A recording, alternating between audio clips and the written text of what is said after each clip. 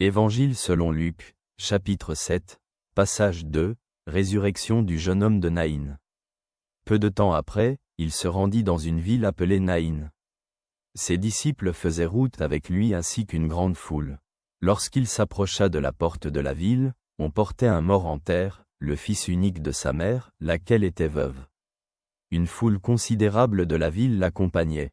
Voyant cela, le Seigneur fut pris de compassion pour elle et lui dit, « Ne pleure pas. » Puis il s'approcha et toucha le cercueil, et ceux qui le portaient s'arrêtèrent. Il dit, « Jeune homme, je te le dis, lève-toi. » Le mort se redressa et se mit à parler, et il le rendit à sa mère. Tous furent saisis de crainte. Ils glorifiaient Dieu et disaient, « Un grand prophète s'est levé parmi nous, et Dieu a visité son peuple. » Et cette nouvelle se répandit à son sujet dans toute la Judée et dans toute la région environnante. Arrêtons-nous un instant sur ces mots. Dans ce passage de l'Évangile, nous voyons la résurrection du jeune homme de Naïn par Jésus. Alors que Jésus s'approchait de la porte de la ville, il rencontra le cortège funèbre du jeune homme mort, le fils unique d'une veuve.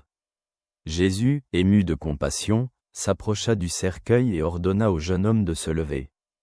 Sous les yeux de tous, le mort revint à la vie, provoquant une grande stupéfaction et des louanges à Dieu.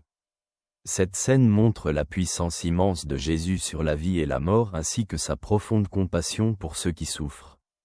La résurrection du jeune homme est un signe de la grâce divine et du soin de Dieu pour chaque personne. Vu de notre perspective contemporaine, ce passage rappelle que Jésus apporte vie et espoir dans les situations les plus désespérées. Il nous appelle à faire confiance à sa puissance et à sa miséricorde, même face à la mort et à la perte. Que cela t'apporte la paix, ton ami te salue.